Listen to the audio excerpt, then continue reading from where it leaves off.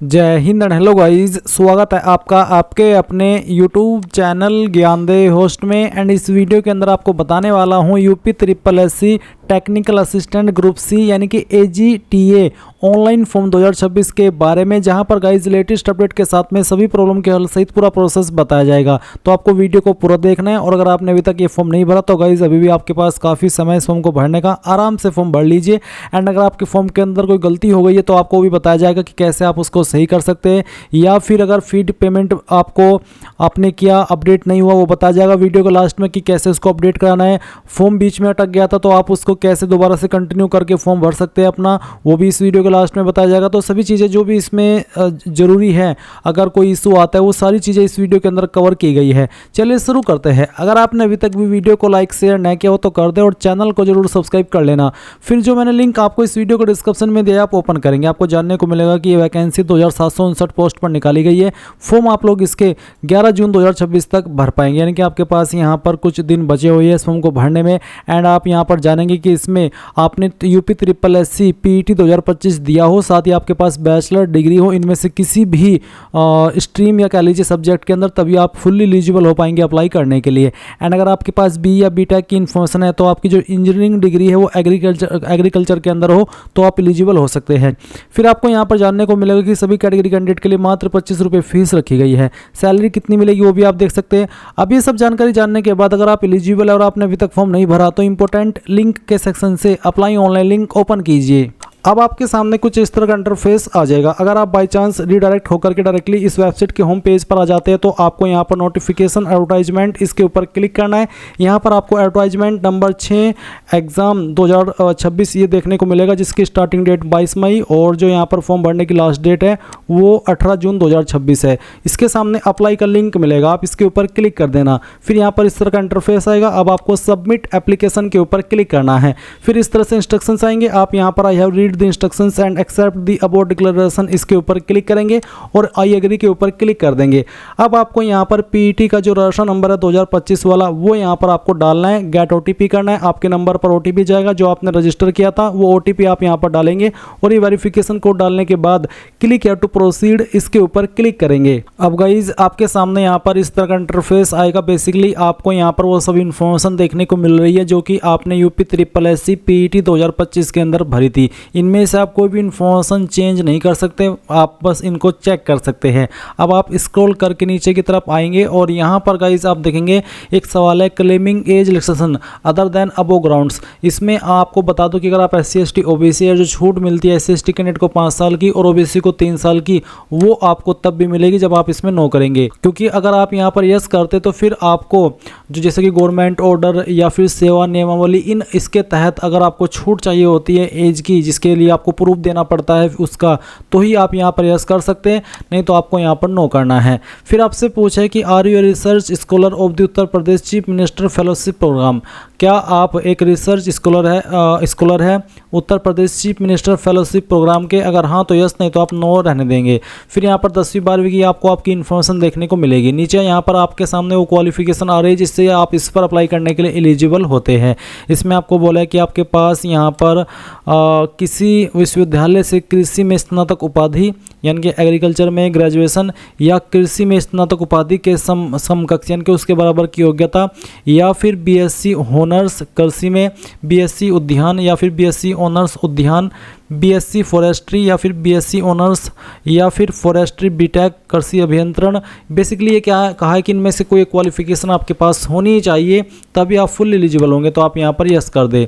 इसके बाद यहाँ पर आपको बताना कि आपने ये जो क्वालिफिकेशन जो भी आप यहाँ पर दे रहे हैं वो आपने कौन सी यूनिवर्सिटी से की है उसका नाम आपको देना है, या फिर आप यहाँ पर आपके इंस्टीट्यूट का नाम भी एंटर कर सकते हैं। पूरा नाम आपको यहाँ पर डाल देना है। उसके बाद आप देखेंगे कि आपने कब इसको पास कर लेता, तो आपको यहाँ पर आपका पासिंग ऑफ ईयर सिलेक्ट कर लेना है इस तरह से।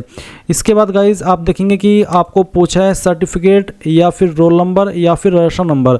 तो अगर आपकी क्वालिफिकेशन कंप्लीट है तो यहाँ पर आप आपका सर्टिफिकेट नंबर डाल दीजिएगा और आपका सर्टिफिकेट कौन सी डेट में इशू हुआ है वो डेट भी आपको यहाँ पर इस तरह से सिलेक्ट कर लेनी है कैलेंडर के ऊपर क्लिक करके।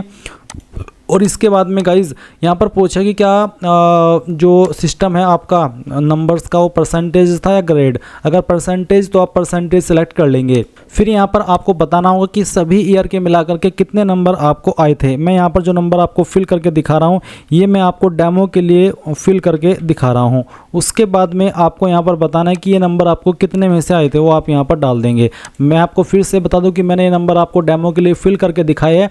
आप आपके रियल नंबर डालना सभी ईयर के मिला करके, और फिर जो नंबर आपको आए थे वो यहाँ पर आपको इस यानी कि पहले वो डालना जो आपको आए थे और कितने में से आए थे वो आप नीचे की तरफ डालेंगे, जैसे कि मैंने यहाँ पर आपको भर करके दिखाए हैं।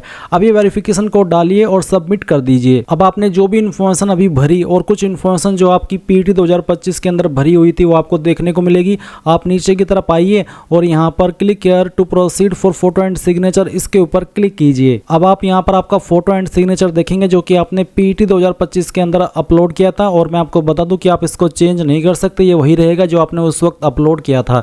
इसके बाद आप कंटिन्यू इसके ऊपर क्लिक करेंगे। अब गाइज यहाँ पर जो भी इन्फॉर्मेशन आपने अभी तक भरी हो सभी आपके सामने इस तरह से आएगी प्रीव्यू के रूप में। और फिर यहाँ पर आपको जो इन्फॉर्मेशन भरनी है सेक्शन के अंदर वो है आपका एज प्रूफ, डोमिसाइल और आपका कास्ट सर्टिफिकेट। जो निवास प्रमाण पत्र है ये वैकल्पिक है, यानी कि अगर आपके पास है और आप देना चाहे तो दे सकते हैं, और अगर नहीं है तो आप इसको खाली छोड़ सकते हैं। फिर एज प्रूफ में आपको आपका 10वीं का सर्टिफिकेट देना है। इसमें आपको बताना है कि आपका सर्टिफिकेट 10वीं का किस बोर्ड के द्वारा जारी हुआ है। अगर मान लीजिए आपने 10वीं सीबीएसई बोर्ड से किया है तो आप सीबीएसई बोर्ड लिख देंगे, यूपी बोर्ड से किया तो यूपी बोर्ड, या फिर जिस भी बोर्ड से किया है उस बोर्ड का नाम आप यहाँ पर लिख देना। फिर किस डेट में आपका सर्टिफिकेट इशू हुआ है वो भी आपको यहाँ पर सेलेक्ट कर लेना है इस तरह से, जैसे कि आपको यहाँ पर सेलेक्ट करके दिखा जा रहा है। पहले आपको ईयर सेलेक्ट करना है, फिर यहाँ से मंथ और उसके बाद में डे।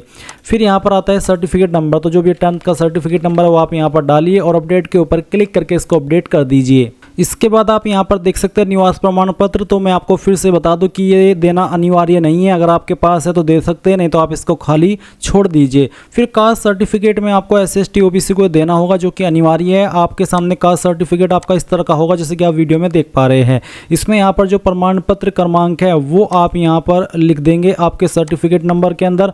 और साथ ही गाइज ये आपको सर्टिफिकेट चेक करते हुए नीचे की तरफ आना है, और सक्षम अधिकारी के बाद में जो लिखा है जिस भी पोस्ट को लिखा है, जैसे कि यहाँ पर तहसीलदार लिखा है तो इसका मतलब ये होता है कि इसको जारी किया है तहसीलदार ने। तो इश्यूइंग अथॉरिटी के अंदर आपको यहाँ पर आपका सर्टिफिकेट चेक करना है और देखना है कि किसने उसको जारी किया है, और फिर वही पोस्ट यहाँ पर आपको लिख देनी है। किस डेट में जारी किया है वो आपको जारी दिनांक के सामने देखने को मिल जाएगा। आप यहाँ पर इस तरह से क्लिक कीजिए और आपका जो डेट है जिसमें जारी हुआ है वो आप सिलेक्ट कर लीजिए। उसके बाद आप यहाँ पर अपडेट के ऊपर क्लिक करके इसको भी इस तरह से अपडेट कर देंगे जैसे कि आपने आपका एज प्रूफ अपलोड किया है। अब यहाँ पर आप नीचे की तरफ देखेंगे प्रेफरेंशियल क्वालिफिकेशन में सवाल पूछा कि क्या आपने प्रादेशिक सेना यानी कि टेरिटोरियल आर्मी के अंदर 2 साल की उससे ज़्यादा सेवा की है। अगर हाँ तो यस, नहीं तो नो ही रहने देंगे। अगर आपके पास NCC 20 सर्टिफिकेट है तो आप इसमें यस करेंगे, नहीं तो आप नो ही रहने दीजिए। अब आप यहाँ पर नीचे की तरफ आएंगे और इन सभी ऑप्शन के ऊपर टिक करेंगे जो यहाँ पर दिए गए हैं, और जो भी वेरिफिकेशन कोड आपकी डिस्प्ले के ऊपर आए वो वेरिफिकेशन कोड आपको यहाँ पर डालना है। और ये डालने के बाद में आपको सेव एंड प्रोसीड इसके ऊपर क्लिक करना है। अब आप यहाँ पर proceed to payment of fee and final submission इसके ऊपर क्लिक करेंगे और यहाँ से ओके कर देंगे। नाउ आपको क्लिक है टू पे इसके ऊपर क्लिक करना है और यहाँ से ओके करना है। इसके बाद गाइज आपको आपका जो पेमेंट मोड है वो सिलेक्ट करना होगा। इसके लिए आप state of bank of India इसको सिलेक्ट कर लेंगे, यहाँ पर टिक करेंगे। प्रोसीड ऑफ फी डिपोजिशन के ऊपर क्लिक करके यहाँ से प्रोसीड करेंगे और आपके सामने पेमेंट का पेज इस तरह से आ जाएगा। आप आपकी fees debit credit card, SBI corporate credit card, banking, net banking, UPI, NFT जिस भी माध्यम से जमा करना चाहे वो कर सकते हैं। जैसे आप यहाँ पर फीस जमा कर देंगे और वो सक्सेसफुल रहेगी तो आप अपने फॉर्म का फाइनल प्रिंट आउट ले पाएंगे। गाइज अब मैं यहाँ पर कुछ एक्स्ट्रा डिटेल्स आपको देना चाहूँगा। जैसे कि मान लीजिए आप ये फॉर्म भर रहे हो और फॉर्म भरते समय पेमेंट के अंदर कोई इशू आ जाता है, यानी कि पेमेंट नहीं हो पाता, तो आप दोबारा से पेमेंट कैसे करेंगे वो जान लीजिए। आप इसी वेबसाइट के ऊपर आएंगे जहाँ से आपने फॉर्म फिल करना स्टार्ट किया था, होम पेज पर क्लिक करके। उसके बाद आप यहाँ पर देख सकते हैं आपको कई सारे ऑनलाइन फॉर्म सबमिशन के सेक्शन में यहाँ पर सेक्शन देखने को मिल रहे हैं। मान लीजिए आपको फ़ी में कोई इशू आया है तो आप एप्लीकेशन फ़ी डिपोजिशन इसके ऊपर क्लिक करेंगे और यहाँ पर राशन नंबर डालेंगे जो कि आपको राशन करने के बाद में मिल जाता है। जैसे आपका फर्स्ट स्टेप पूरा होता है मैसेज के माध्यम से, वो आप यहाँ पर डालिए। डेट ऑफ बर्थ सेलेक्ट कीजिए, जेंडर सेलेक्ट कीजिए, are you domicile of UP, यानी कि क्या आप यूपी से फॉर्म को भर रहे थे या फिर अदर स्टेट से, आप उसका आंसर करेंगे। और फिर आपकी कास्ट कैटेगरी सेलेक्ट करेंगे और वेरिफिकेशन कोड डाल करके जैसे ही प्रोसीड करेंगे तो आपको उसी इंटरफेस पर सेंड किया जाएगा जहाँ से आपको इशू आया था, यानी कि आप पेमेंट के पेज पर चले जाएंगे और आपकी फीस यहाँ से अगेन पे कर देंगे। एंड गाइज अगर उसके अलावा आप फॉर्म भर रहे थे और कोई एरर आ गया और आप आगे नहीं बढ़ पाए, बीच में रह गया, तो आप रिमेनिंग डिटेल सबमिशन इसके ऊपर क्लिक करेंगे। यहाँ पर अगेन राशन नंबर डालेंगे, डेट ऑफ बर्थ सेलेक्ट करेंगे, जेंडर सेलेक्ट करेंगे, are you domicile of UP इसका आंसर करेंगे, कैटेगरी सेलेक्ट करेंगे और वेरिफिकेशन को डाल करके जैसे ही प्रोसीड करेंगे तो आपको उसी स्टेप पर सेंड किया जाएगा जिस स्टेप पर भी आपको एरर आया था, और फिर आप वहाँ से जो आपका बाकी का फॉर्म है वो भर लेंगे। इसी प्रकार से गाइज अगर आपको फोटो सिग्नेचर में कोई इशू आता तो आप फोटो सिग्नेचर वाले सेक्शन पर क्लिक करेंगे। इसके अलावा अगर आपने फीस पेमेंट कर दिया और वो अपडेट नहीं हुआ और बैंक अकाउंट से कट हो गया तो आप update your transaction ID bye double verification mode इसके ऊपर क्लिक करेंगे। इसमें अगेन राशन नंबर डालेंगे, डेट ऑफ बर्थ सेलेक्ट करेंगे, जेंडर सेलेक्ट करेंगे, वेरिफिकेशन कोड डाल करके प्रोसीड करेंगे। देन आपको यहाँ पर एक लिंक देखने को मिलेगा, जैसे आप उसके ऊपर क्लिक करेंगे तो गाइज आपकी जो फीस है वो अपडेट हो जाएगी। इसके अलावा अगर आपको प्रिंट करने में कोई इशू आ जाता है, आप प्रिंट नहीं कर पाए, तो आप प्रिंट डिटेल्ड एप्लीकेशन फॉर्म के ऊपर क्लिक करके ये सब इन्फॉर्मेशन डाल करके यहाँ से प्रिंट कर सकते हैं। फॉर्म के अंदर कोई गलती हो गई है तो आप मॉडिफाई सबमिटेड एप्लीकेशन इसके ऊपर क्लिक करके यहाँ पर डिटेल्स डालेंगे और आपको आपके नंबर पर ओटीपी सेंड किया जाएगा। जैसे ही ओटीपी वेरिफिकेशन करेंगे तो जो भी फॉर्म के अंदर आपने गलती की है वो भी आप यहाँ से मॉडिफाई कर पाएंगे। सो गाइज मैंने यहाँ पर सभी चीज़ें यूपी SSSC AGTA फॉर्म 2026 के बारे में दे दी है। आई होप आपको जानकारी पसंद आई होगी। अभी भी कोई सवाल डाउट हो तो कमेंट के माध्यम से पूछ लेना। Thanks for watching. जय हिंद।